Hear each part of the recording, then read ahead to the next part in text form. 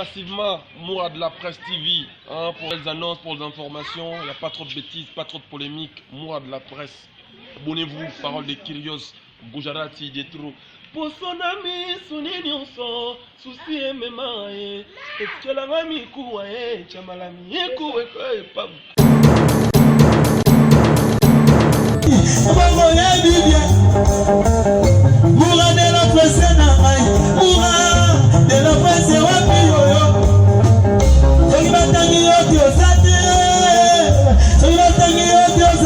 allez, musique. Mourad de la Presse TV, Mourad de la Presse TV, Mourad de la Presse TV, Mourad de la Presse TV, Mourad de la Presse TV, Mourad de la Presse TV, Mourad de la Presse TV, Mourad. Voilà, bonjour, bonsoir à tous les internautes de partout dans le monde entier. Merci pour la confiance au PSABISO parce que quand on a mandat on a mis sans permission quand même Boyamba Biso. Na baena nous bas s'abonner te bo s'abonner na Mourad de la Presse télévision chaîne na bino makambo. Babi a tous en a part des choses toujours. A tous a rapporté, tous a rappelé contre pété, tous a toujours naître. Biso total à l'icam na misa musique to tchara na mesa. Donc voilà, j'ai dit merci à tous mes partenaires, merci à Douba Seng et la puissance et à ma vie à la pétresse, merci à vous. Merci à Zizine Ale, ma maman l'avoir dit. Merci à Marie Pauvre Bobette et la l'italienne depuis Italie. Merci à le sénateur Baobab Azola depuis la France. Hein, babu, plus 33 dans ma boîte qu'on a eu. Merci à DJ Tocharge à Istanbul pour la lélé. Babu Mtassimbi Istanbul dans ma boîte. Et merci à Bino Pe Baboni Nanga. Oh, vous avez un même moral, vous s'abonner massivement à parce que vous en avez toujours pour Nabino. Voilà. L'actualité où ils ont dominé, tout ça sur l'actualité. L'actualité est dominée moi au Mobimba janvier, bisous sur Moni, Toyoki, Totali, ba photo, ba vidéo, ba les on dit bimi, il y a le couteau, il y a solo, donc nous sommes englobés au Kakamelelo. Je suis vraiment pour faire cette analyse avec vous, pour qu'on appelle Nzambu, parce que n'a pas que bateau belé pour le bac Mouraza corrompu. Yo moura bolo ba keto ebela ke boete yo za corrompu mais quand même tous ala ba réaliste quand même to tanga to yebi mama ram ndenge zala to kumbela ona na ndenge bazo bate to kumbela on kana ndenge te kaka ke pona sentiment loko ezo tinda biso to za ka je suis mutu boete quand même tous en a part des choses. Naé sur l'affaire Eliane et Pasteur Moïse Mbi. En tout cas, je suis ni pour Pasteur Moïse Mbi, je suis ni pour Eliane. Je suis naître donc voilà. Tout ça vraiment battu, tout ça va réaliste. Nathalie n'a eu temps à observer pendant les camboyo et c'est comment c'est très grave. Bino bomo na moka raboye, to boy tema yeninga na rapamba te mutu na mutu mutu sanga défaut na yazali. Bako pi kotanga koma mutu pamba te so batangi koma mutu seke. Il y a quelque chose qui ne marche pas. Donc voilà. To boy te mutu na mutu sa défaut na ye, mutu na mutu sa ba qualité na ye, mais tout zwana le cambo tout chango na table. Exact, comment ils assurent, exact, grave. Le minute aux araboyés, toboïté, toi n'a pas pasteur bandoki, toi n'a pas pasteur banganga, toi n'a pas pasteur misala mabe, yami yibi, yaba gigolo, mais quand même, ils en a au moment opportun qui a saliango. Ils en a moment te kaka ke loko la kaka likambo ebimi, boko seleka likambo po boyebi azarandoki te. Tu veux bien la situation c'est bima pasteur Moïse Mbi c'est un l'homme de guégué c'est boye kokilti c'est yoka na biso nyonso mais ezala te kala loko abo lati c'est comme wana nyonso na makamba kokosa te bo bambela yango kaka. Là je suis pas d'accord avec ça. On va parler sur l'affaire Eliane. Dans 8 ans au Eliane à l'équipe na télé à lobby que elle avait besoin ya ko sauver Baham azaki na besoin te que ya ko bebe sa réputation pasteur Moïse Mbi alinga juste à sauver Baham ngana ngina yeba amu yalinga sauver za banani ya banani o yalinga ka sauver parce que yeta ngabimana pasteur Moïse Mbi Baham mwana bazalate point d'interrogation. Aujourd'hui je vais parler sur le point d'interrogation. Et j'ai vu le parent d'Eliane Bazolo Bakibara a besoin de sécurité, ba assurer sécurité moi na bango et réputation moi na bango ezo beba. Je sais pas nana baby si réputation moi na bango. Point d'interrogation. Aujourd'hui, je vais parler juste sur le point. Bolandanga bien, ngana bino tous la bien, toyokana bien. J'ai dit que naza corrompu, je suis ni pour Eliane, je suis ni pour pasteur Moïse Mbi. Donc voilà, naota la part des choses ne ma mezo kende là. OK. Eliane de 1 si azalaki la fille bien éduquée ndenge toyebeli makambo ndenge ezalaka soki mwana abimi na ndako ya éducation de 1 mokolo pasteur Moïse Mbi adragaki ye soki azalaki fille aza na éducation elle allait directement chez ses parents kofunda koloba koavouye talaki na comme une église telle mutu boya draguer ngai parce que babi natana elle était mineure point d'interrogation pour jusqu'à la preuve paye qui mineur ango ya yena pasteur Moïse Mbi to monité point d'interrogation tant ou to tanga kaso comme na aire dissertation yena thème il faut y la biso nini faut y la biso ou y la biso introduction développement na conclusion ndenge zalaka mais tout le monde kaka tolali tolamuki ba pareil lien baleki na télévision ba moko na conclusion introduction to yebité eza nini bo développer pe sujet directement en introduction ba mo bokwei ba mo na introduction na nini na conclusion. Qu'est-ce qui se passe aujourd'hui cette là na besoin de yeba qu'est-ce qui se passe pour ba bi mai ninga na kapamba te tonga déjà batangi komba pasteur Moïse Mbi biso je te boni que oui c'est que pasteur Moïse Mbi a sali yango pour batanga koma mutu pamba te donc to batangi koma mutu déjà likambo ezali mais ezala sikoyo te ke to memango lokwa bazo bande na zomona batu mususu babani ba moko konani pasteur Moïse Mbi non to yebi ke sali nango mais ezala te bo memelo na façon bazo biso to lingi to yeba makambo ngezani parce que ceux qui ba parana ba idika ki mwana ba bien de 1 an ba ko leka na télévision te parce que ça makambo soni bino bo mona oka bo ezana makambo soni de 1 ba paro ba idika mwana bino bien et pas pasteur Moïse Mbi ya ke na ko lukani ba ko matina niveau ki mwasi na mobali. Tant où il y a Andima qui kobima pasteur Moïse Mbi, c'est qu'elle était d'accord à ça. Soyons quand même sérieux, tous à la sérieux. Azaki d'accord nango, asepela ki nango. Toyebi makambo esali te ke baza na ba mes attentes pour ba kabona bo. Toyebi makambo esali wana te. Toyebi te bolingo na bango ba kumbela ke ndenge nini. To mema okana ndenge ba tonso bazo mema. Ce qui va bien pasteur Moïse Mbi, c'est que la fille elle était d'accord.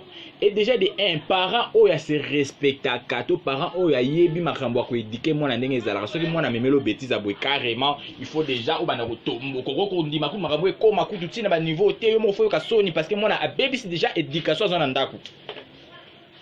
Comme on a déjà moi na sema makambo za moi na za na éducation te.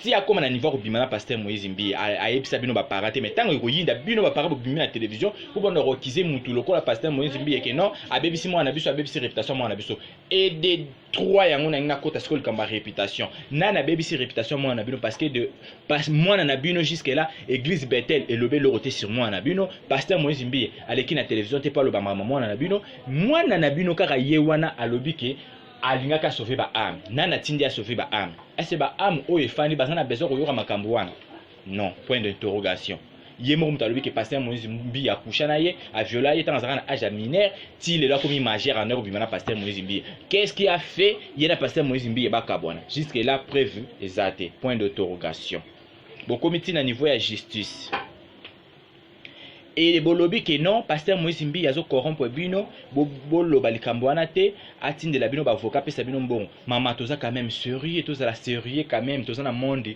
où essayer de développer informatique et comment donc na yebi ko tutene na koloba moi na bino déjà de 1 atika ko bimception ni enregistrement te mukolo moko so na pasteur Moïse parce que ngande na zalaka boso na so dana mutu aza likolo na nga fona zala na lukana za na prévu na te moko parce que ngako na enregistrer tout le monde na zalabo mutu ne so na solo na enregistrer tu as mon informatique et développeur mutuno so za ba Android mutuno so za na téléphone ou enregistre ka ngata na so na pasteur na enregistre ka ata avocat na nga moko kutu so na so na enregistrer parce qu'on ne sait jamais dans la vie yé ni appel à cela na pasteur Moïse Mbi na makama bolingo toyoki angote soit disant ka babima eleki na ona mupepe babima na bona mupepe tondimi soit disant tondimi et tant pasteur Moïse Mbi azotinda ba avocat wana baya ko luka bino po ba négocier na bino.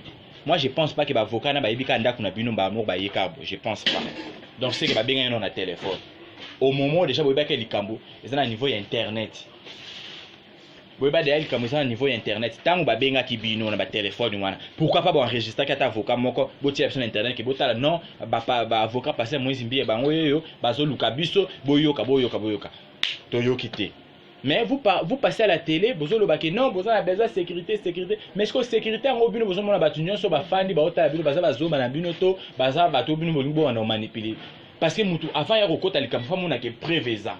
Parce que ata avocat na bino so bima le devant wana. Avocat na bino wana. Bato. Ndenge nini yimona na bino andima likambu wana asepela nango.